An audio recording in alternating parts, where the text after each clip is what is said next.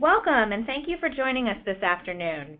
My name is Lee Lowry, and I am the Executive Director of the American School Health Association. Thank you for joining ASHA today for our webinar, Publishing in the Journal of School Health or Not, Guidance for Getting Better Reviews and Avoiding Rejection. Before we get started, I'd like to share a little bit about the American School Health Association. Also known as ASHA, we are the only organization that addresses multiple disciplines in school health and that is devoted solely to school health.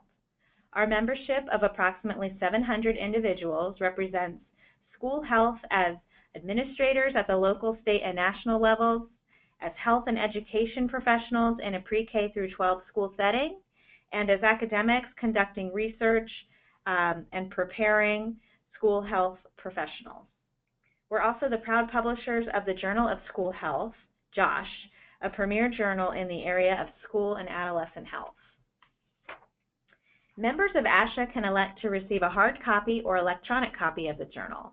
Our membership fee is inexpensive and provides you access to the journal and also to our weekly e-newsletter, School Health Action, as well as free continuing education hours through approved webinars like today's and through CE qualifying JOSH articles. If you haven't already, please consider joining, volunteering, and becoming a member of the ASHA community. Visit us at ashaweb.org to learn more. Our 2017 conference will be held between October 11th to the 13th in St. Louis, Missouri. Please join us to meet, share, and inspire ideas and conversation with like-minded school health professionals. We'll have 4 interdisciplinary-based tracks offered during our conference: the Administration, Coordination, and Leadership track, Programs and Services, Research and Emerging Issues, and our Teaching and Learning track. Our conference registration is going to open up this month, and we hope to see you this fall at what will surely be an exciting conference. As I mentioned, the continuing education credit for today's webinar is free for all members. If you are a non-member and you would like to receive CE credit for the webinar, the cost is $30. After the webinar, you can receive 1 Category 1 CECH for MCHES and CHES, 1 contact hour for continuing nursing education, or a certificate of attendance based on 70% or more participation today. Participation is measured by the amount of time the webinar remains active on your screen. We'll provide details for obtaining CE in a post-webinar email that will go out in the next couple of days.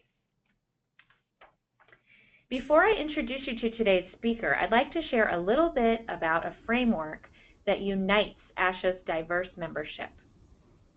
ASHA believes that schools have a responsibility to meet the needs of the whole child.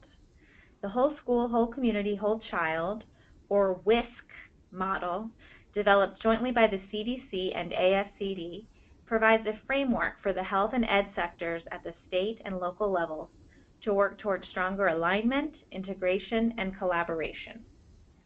This approach puts the student in the center to ensure that all students are safe, healthy, engaged, supported, and challenged.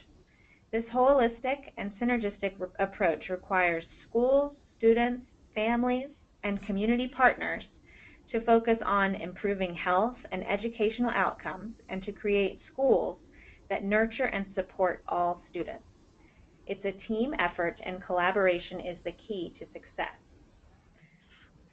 A multidisciplinary approach that involves school nurses, counselors, health educators, physical educators, community experts, administrators, and students can better leverage resources and expertise to address the needs of the whole child, meeting the child's physical, emotional, social, and academic needs.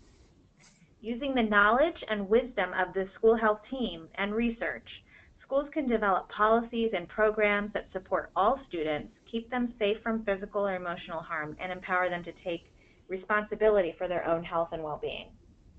In coordination with the CDC and the National Association of Chronic Disease Directors, we published a special issue of JOSH on the Wisc Model that was published in November 2015 and is available via open access. We will send the link to it in our follow-up email. All of ASHA's webinars tie back to this model, and today's topic of publishing in the Journal of School Health or not Guidance for getting better reviews and avoiding rejection is no exception. Today's session promises to inform researchers and authors like you how to successfully share your work in JOSH and by extension with the school health community to provide more evidence to support the Wisc model. A couple of notes before we begin. Your phones will remain muted for the 60-minute duration of this webinar.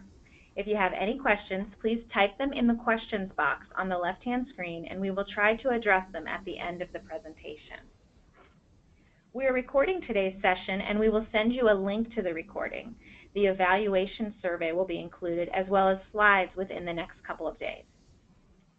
Now let's get started with an introduction of Dr. Robert McDermott.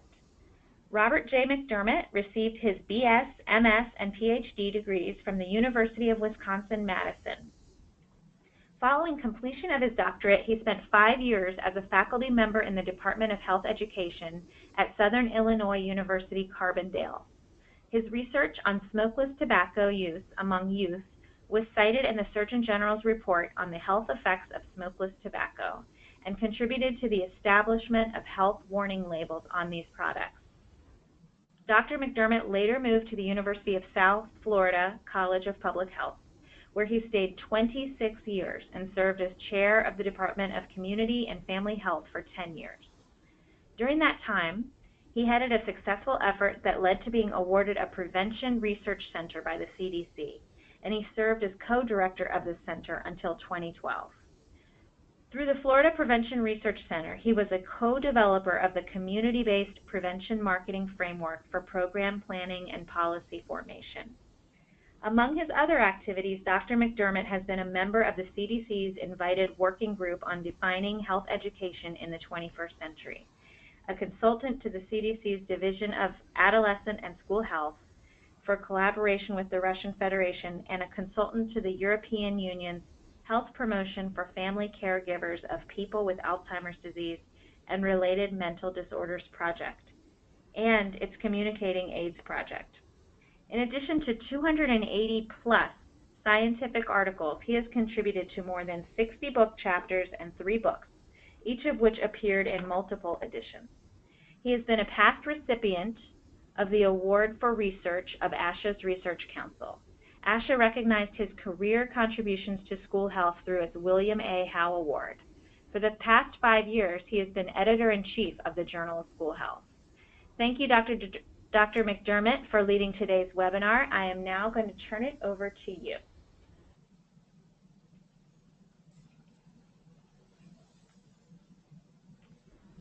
And Robert, I want to make sure that your phone is not muted. I'm not muted. Can everybody hear me? Yes, we can hear you. You can go ahead. All right. Well, thank you, Lee, and thank you, everyone, for tuning in today. And we'll try to make this next hour worth your time. I hope to finish somewhere between 20 and quarter to the hour to give you all some opportunity to ask some questions of me, and we'll see if we can turn this into a nice interactive session. Robert, just real quick, are you able to put your presentation in presentation mode? I sure can. There you go, that's better. Okay. All right, so what I'd like to do is accomplish 3 things today. I want to spend a little time talking about what I call the anatomy of the Journal of School Health, to give you a little review of what we publish, and also how to do things that are responsive to the author guidelines, and give yourselves opportunities to contribute a manuscript to the journal.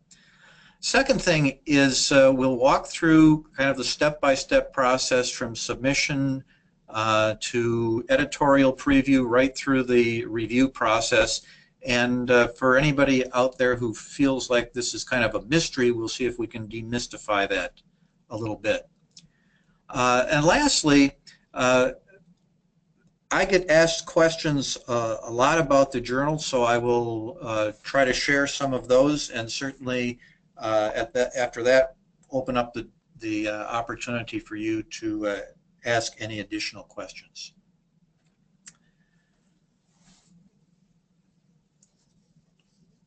Let me start out by saying that walking us through here, what mostly gets published in the journal. Principally, we publish data-based research papers, both quantitative and qualitative, and they account actually for about 75% of our submissions. I get asked a lot whether we publish qualitative research, and of course we do. What we don't get are a lot of qualitative articles, and occasionally when we do, they are much too long for publication. So occasionally people are able to reduce those in length. Sometimes they're not, and they may take it to another venue. We also publish state-of-the-art papers, systematic literature reviews, meta-analyses of the literature, sort of state-of-the-art papers. And clearly, these need to have implications for school health. And I have to say that these are among the most desired, in demand, and as we're finding out through our bibliometrics report that comes to us through Wiley, these are among the most highly cited papers. So this is an area where I would really like to see some growth. Now, we also publish school health policy papers, especially interested in ones that include some data, or if they have instructions for other locales. Health services applications, how we do it papers. These are also very instructional for practitioners in the health services area. And then lastly, commentaries, either in the form of sort of philosophical papers and or point-counterpoint papers. And our author guidelines provide information on how long these should be and give other details in that regard. We also publish some of these things, although a little bit less often, instrument development papers. And of course, what I ask of the reviewers, and sometimes just look at myself, is what's the potential for widespread use? If it's something that's developed for a very specific setting, and it's not likely to have application elsewhere, it probably will not receive a great deal of priority. Historical analyses, I personally like to see. We don't get a lot of them, but the evolution of HIV education, the evolution of drug education. Letters to the editor, we publish a couple of these a year, and whether they get in the journal or not really depends on how salient they are to the readership and their timeliness. If it's commenting on something that was published 12 issues ago, it's not quite as relevant as something that, say, was in the last quarter of the year. Emerging interventions. And we're always looking for creative and new ways to address topics in school health. So if something is particularly responsive to what we might call a sentinel problem, then of course it's something that we're interested in. And then lastly, case studies. Particularly if through the case study we can find out how it might or can influence practice. So these are things that we don't see a lot of, in part because we don't get a lot of submissions, but certainly these are areas that the journal would be interested in. What we rarely publish are pilot studies, studies with small samples of convenience that occur in unique settings or around unique issues or problems that don't necessarily generalize to other times, other places, or other groups. We also rarely publish local studies, particularly ones where researchers have broken out local data from national data sets, unless it really reveals something on a local level that we don't see and really defines a very unique problem. If it just reports locally what we already know nationally, it's not likely to receive a high priority for publication. There are some things that we don't publish. We don't publish papers on collegiate samples. Our scope is strictly pre-K to grade 12 or the equivalent, and I say the equivalent because we do publish international work, and K-12 is not always the same format. We no longer practice or we no longer publish teaching techniques, book reviews or other media reviews, clinical studies for which schools have limited abilities to respond. Clinical issues related to children are important, but they probably need to be published in another venue. We also don't publish papers that do not clearly describe implications for school health, and I would like to talk a little bit more about this later in this webinar if we have time. But we ask our writers to identify specific actions that need to be taken by schools that take the various other priorities and limitations of schools into account. And then, of course, we don't publish papers that thoroughly ignore the author guidelines.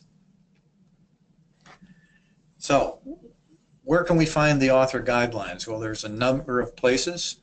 The first is to go to the ASHA website and look under resources. You will get a drop-down box to the Journal of School Health and the ability to click on the author guidelines.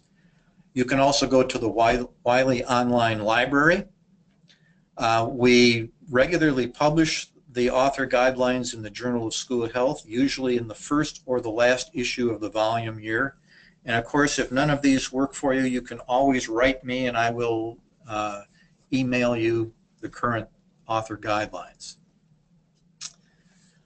All right, just a little bit about some of the traffic flow for the Journal of School Health, because this in part defines why we might not publish an otherwise pretty good paper that somebody might submit.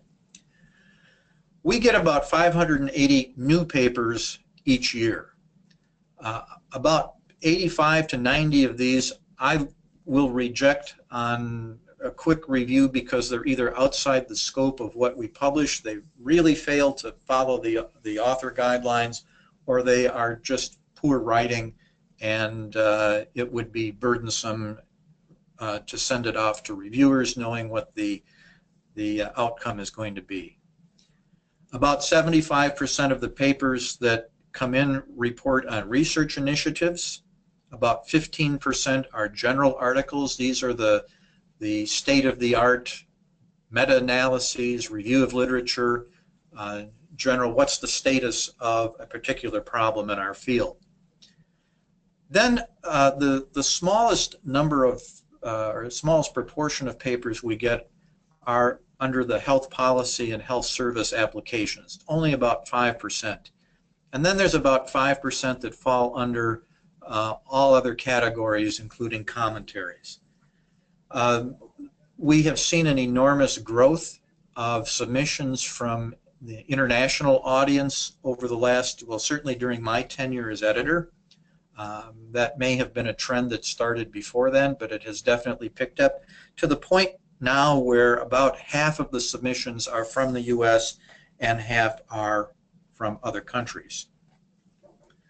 Of the papers that come in, given those that are rejected editorially, about 490 go out for review. We have 80 pages per issue, and because each published article uses about 8 to 9 journal pages, if you do some quick math, that means that we can publish on average about 9 articles per issue, or a total of 108 articles per year. So back to what I was saying earlier, of the total number of articles that get submitted this past year, we had about 580. 81% get rejected, and of the articles that go out for full review, around 490, about 78% of those get rejected. So, you know, rule of thumb, if you submit to the journal, you have about a 1 in 5 chance, more or less, of having your paper eventually appear in print. Okay. A few facts about what we publish, and in particular what we don't publish. Not paying attention to author guidelines makes rejection a really easy decision. I have to do a lot of screening, but sometimes I don't screen everything that comes in, and it goes out to the reviewers. And the reviewers are getting pretty good at identifying where things deviate significantly from author guidelines. And these likely are in bibliographic style, in not containing all of the proper headings or all of the required headings, not having a structured abstract, not having the right headings in the abstract, having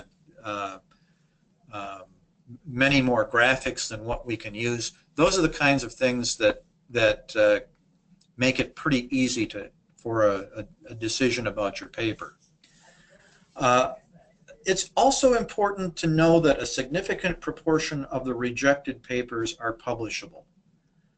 As I said, we have about a 78% rejection rate, 22% acceptance rate, but of those 78% that get rejected, a high percentage of those, I would say maybe about a third of them, will probably find their way published in another venue.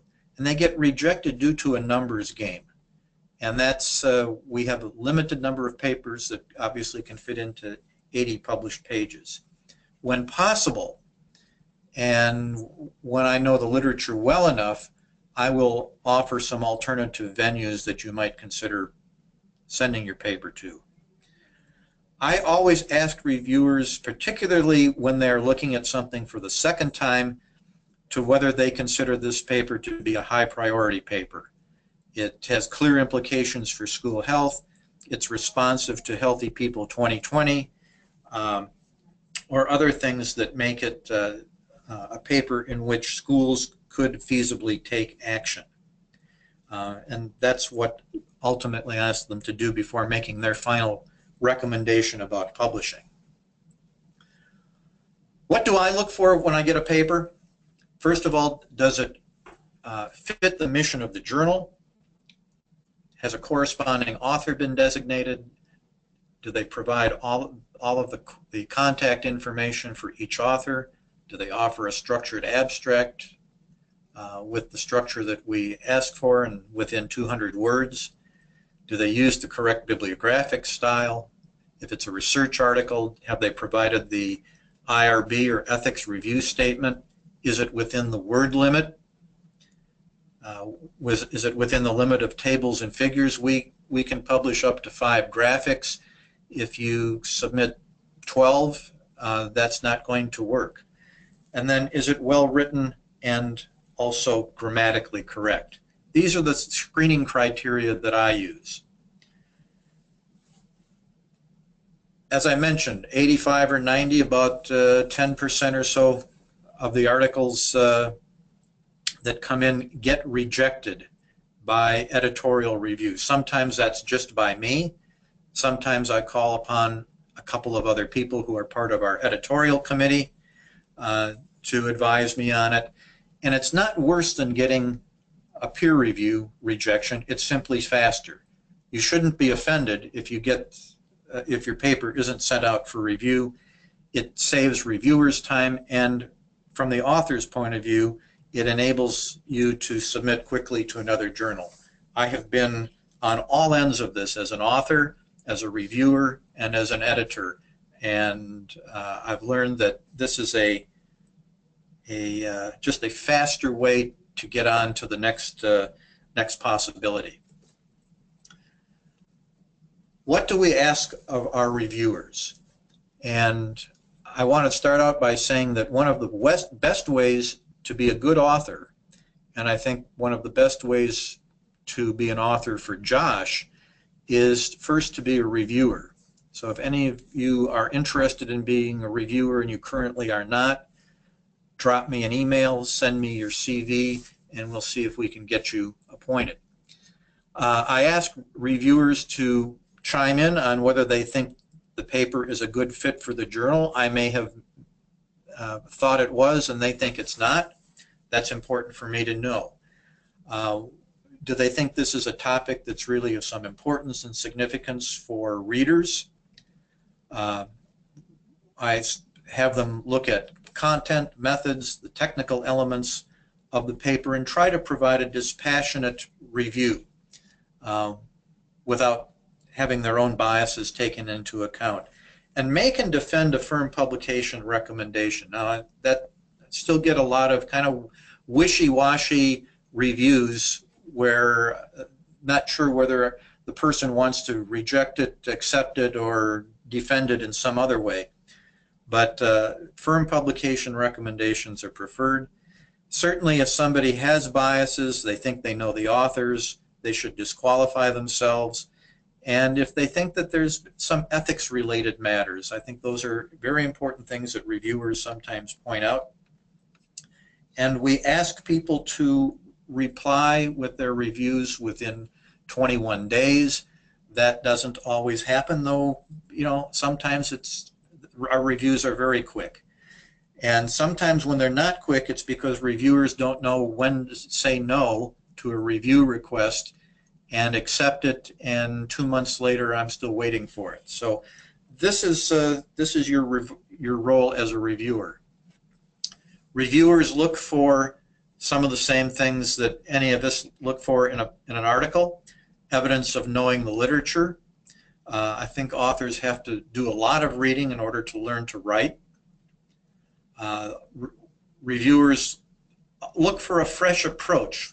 We get a lot of, we read, especially if you're in an expert in a very well-defined area, you see the same kinds of things written over and over and over and over again.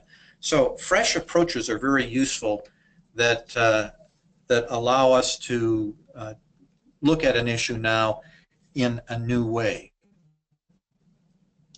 The scope of the paper needs to be narrow enough that it can be covered in the allotted word limit. Typically, for a research article or for a general review article, our preference is around 4,000 words. Now, you can deviate from that a little bit, but if you come in at 6,000 words, we're going to ask you to trim it. And some people are better at that than others. But it's best not to write 6,000 words if the author guidelines impose a limit of 4,000. And certainly for some of our other areas, our health policy section, our health services application section, and our commentaries, the desired length is much less than 4,000 words. It's hard to write less sometimes, as this quote that was attributed to Abraham Lincoln points out. Reviewers, I can tell you, reviewers, first thing they look at is the title of the paper, and as you get into the content of the paper, sometimes you're disappointed. The title is very appealing. It gives you the first impression. If it's not very appealing, that also gives you kind of a negative impression to start with. But title is not a minor factor in framing your paper. And shorter, I would say, is usually better than longer. Papers should have clear organizational patterns. Papers that provide a segue from one section to the next and have clearly identified headings really help the readability of the paper, and I'm almost certain will give a reviewer a much better impression of your work. Headings really are a roadmap. I think everybody here is familiar with the structure of a research article. We don't use a heading at the start of our research papers, but that first section really needs to include a background of the problem, a synopsis of previous research, not cherry-picked, but really a balanced examination of what previous research has said, and then state the particular objective or purpose of the study that you're about to report on, followed by detailed accounts of methods, which is often a shortcoming in papers. And yes, we all get more enamored by results and discussion and so forth, but methodologies are very important to include with some detail as well.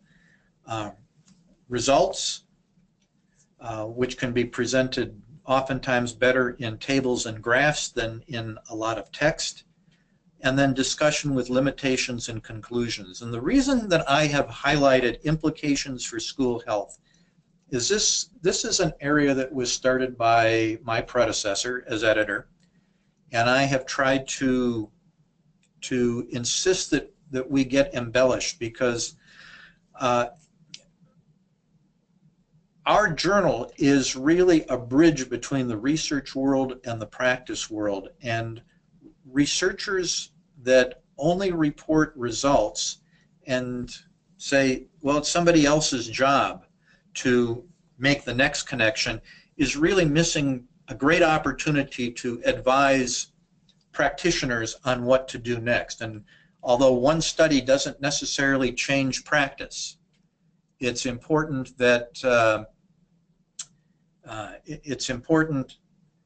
that we give every opportunity we can to provide insights, because as a researcher, we are the closest to the data and the best people to make some of these judgments. So it's never going to fly in the Journal of School Health to say schools need to do X or schools need to do Y without taking into account what other priorities schools have, what limitations administrations have, what other kinds of restrictions and mandates do they have. And so to be helpful, these sections need to be detailed, they need to be thorough, and they need to be practical. All right, last thing I'll say about this is has to do with the references. It's really interesting how citations are a big failure in many papers that are received. They're incomplete, they're in the wrong format, and this sends a message to reviewers as well. People who are careless, if people are careless in how they present their references at that level of detail, why should I as a reviewer, or why should I as an editor, believe that you took any more care in following a particular research protocol? So these little subtle things actually can come back and haunt the bigger aspects of the paper. Then I always ask people, you know, don't add graphics just for the sake of graphics, but you know, where they apply, use them. Try not to have them simply be redundant. Reviewers look for whether people use too many generalizations or unsubstantiated statements. This one here is just an example. Cyberbullying presents the biggest emerging problem in schools.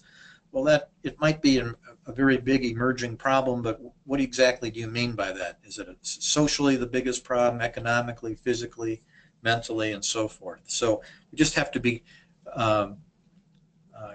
careful what you say, because a reviewer is going to put a different spin on it, perhaps.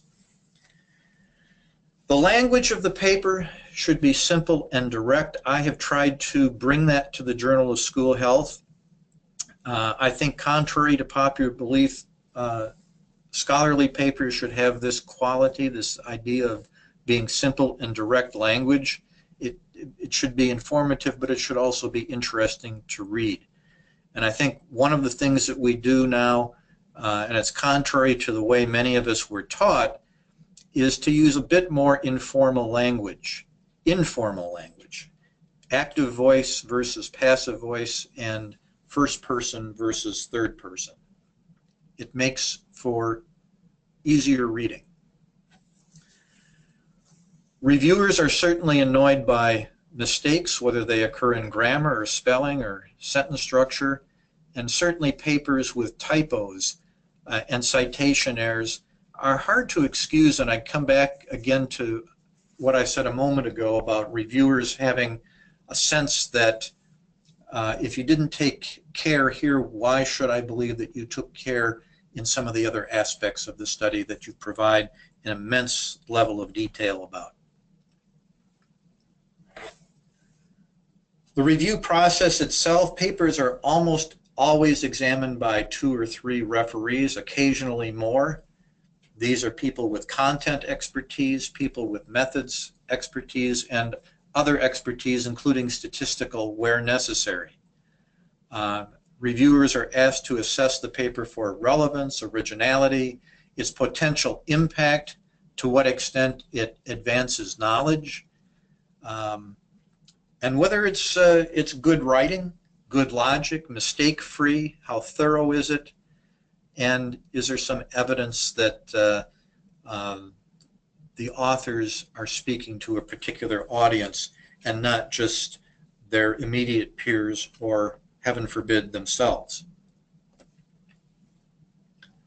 All right. As an editor, I can tell you that finding the right reviewers is hard work, very hard work. We look for people who are knowledgeable and careful, but as you all know from your own lives, you're busy. You're called upon to do many things.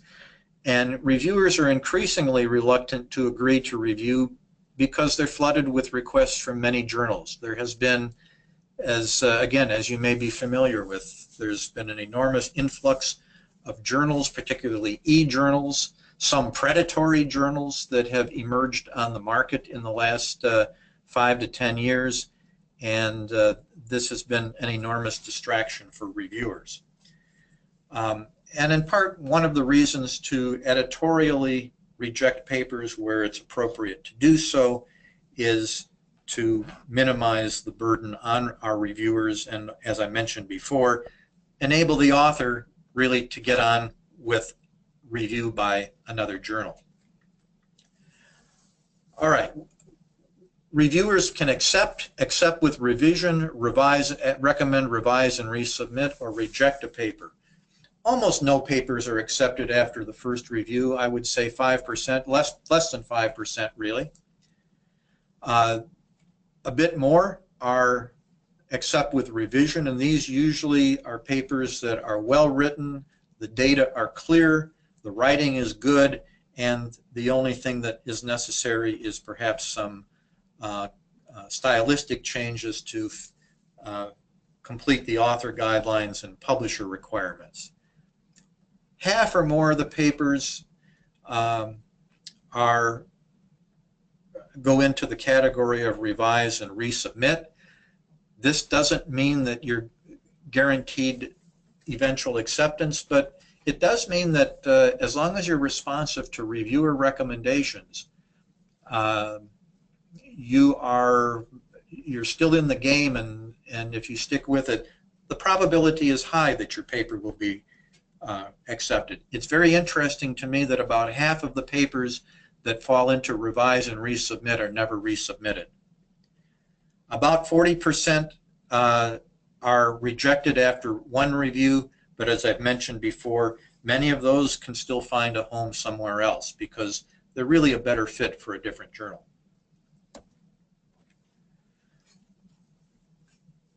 Okay, the decision about whether to publish or not to publish is not necessarily just a democratic one. If we have 3 reviewers, and certainly if they're all 3 one way, that's a pretty clear decision.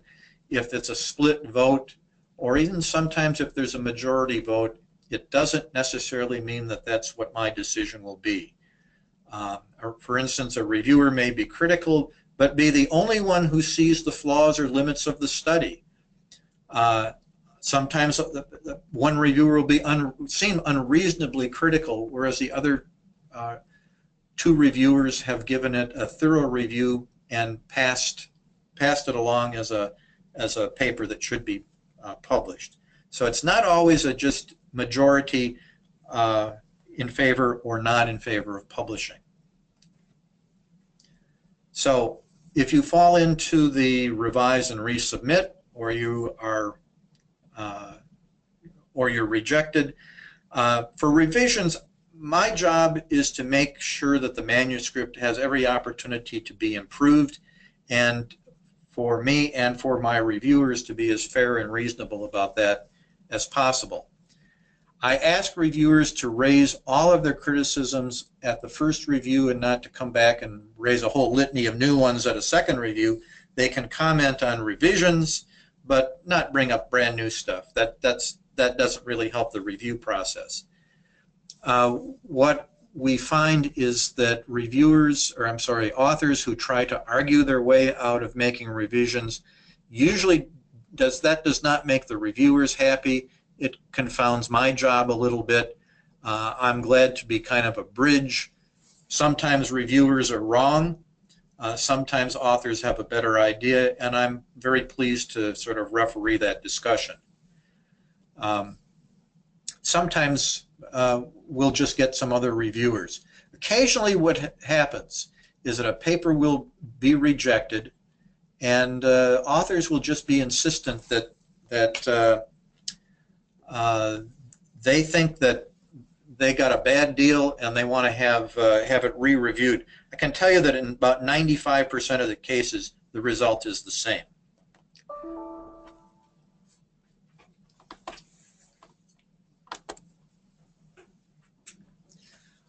Okay, some frequently asked questions, and then we'll get to your questions. Why is it taking so long for my paper to be reviewed? It's been weeks, it's been months, its status appears unchanged. There's not a quick answer to that.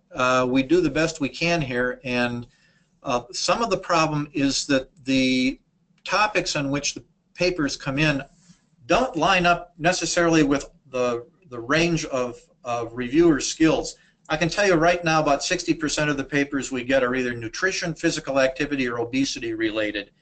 And although I have a lot of reviewers in that area, they get pretty burdened. So sometimes you just can't go to the well too often and expect a prompt reply.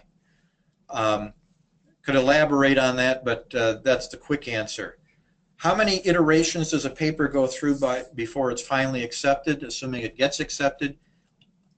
As I said, with about 95% accuracy, almost always at least 2, sometimes 3. If my paper is accepted, how long before I will get page proofs, a copyright assignment request, and when will it get published? We operate now about 3 months from acceptance to publication. It's occasionally a little bit more, sometimes it's a little bit less. And lastly, is there a maximum number of authors? Can authors be added during the revision process?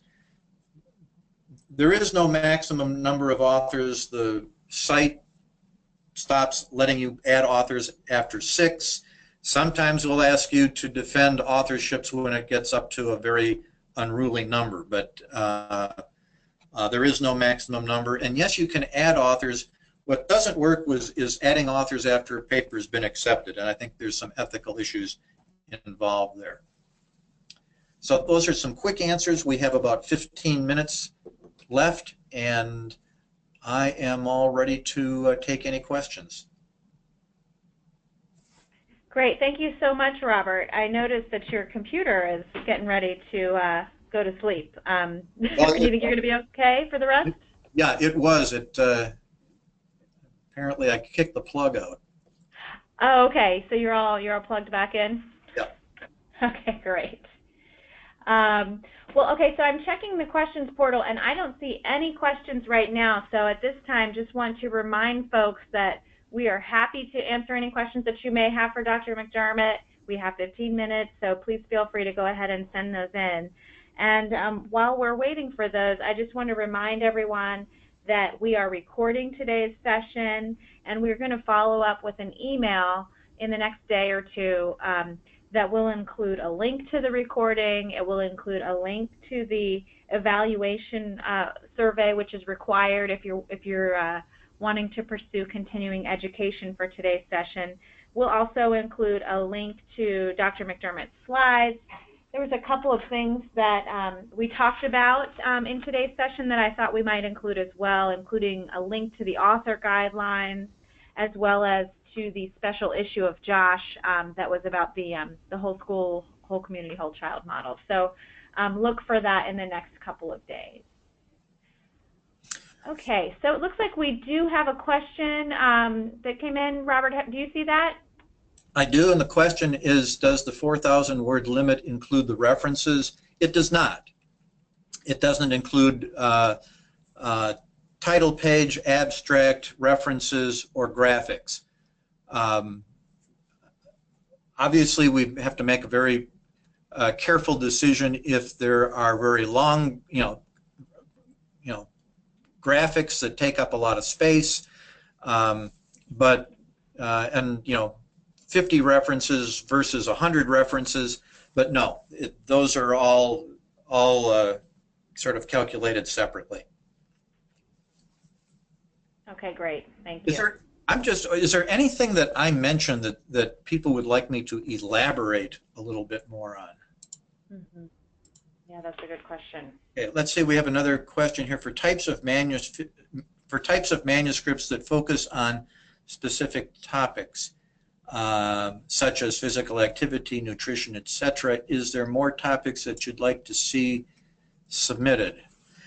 We don't get a lot of things in the area of mental health, and I think mental health, emotional health, school environment as it plays a role in that. I think those would be very rich kinds of things to get. I would love to see, we get little flickers and glimmers of manuscripts around the role of physical activity and school achievement. It would be nice to, we have had lots of small studies. It would be nice to have a nice big study on that.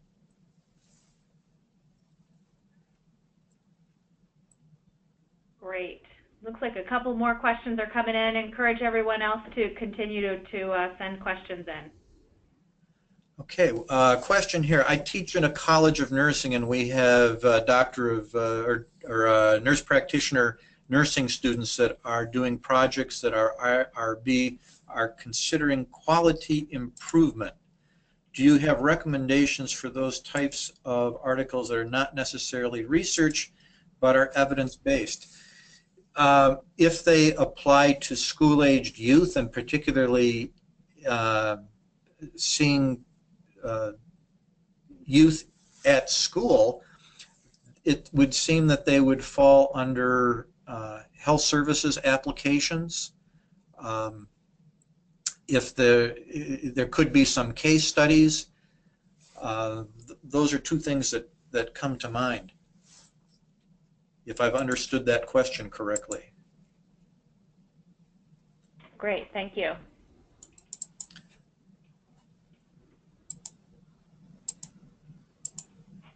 Okay, another question. We represent school-based health centers which are working in the mental and physical health space and are working to improve school climate. Does this sound like a good fit? Yes, that sounds like what I just said. Maybe you said it better, but absolutely.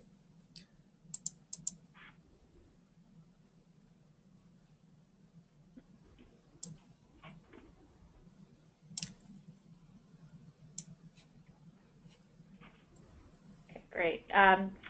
One of my staff members just asked me to remind everyone that we actually hosted and recorded a webinar last fall called How to Write and Publish Manuscripts as an Emerging Professional, and we have those. That recording is available on our archives page, on the webinar archives page, for anybody who may be interested in listening to that. It was also a session at our conference. Okay, I have another question here.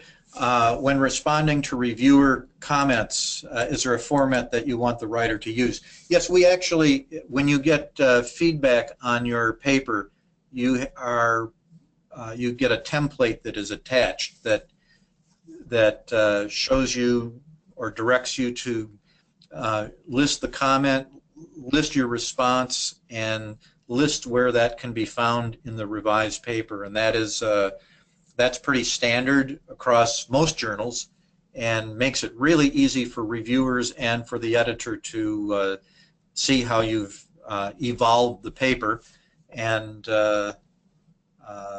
it's presented in a nice matrix or table form.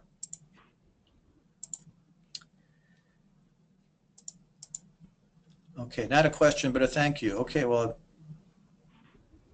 I thought people would be a little bit interested in the statistics around traffic and how many manuscripts we get and what gets accepted and what gets rejected. And I really want to emphasize again that I feel a little badly that we reject papers that I know have something to add, and it's not a question of the work being poor or inappropriate, but it really is one of priorities. And I know that people who have their paper rejected by the journal, that may not make you feel any better, but know that I share some of the sadness with that. If we had a unlimited space to publish things, certainly a lot more would appear. But the journal in the last 5 years has expanded from 64 to 80 pages per issue. And for people who are old enough to remember, over the last 15 or 20 years, the journal has gone from 9 to 10 to 12 issues a year.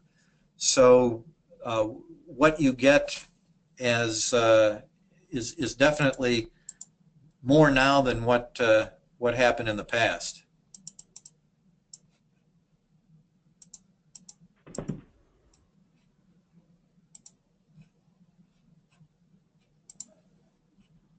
I'm just checking to see if we have more questions here. Are you not seeing them? I see a few. Well, I'm okay.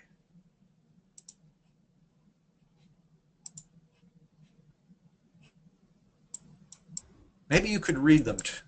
Sure, yeah, I'm happy to. Let's see, we have one that says,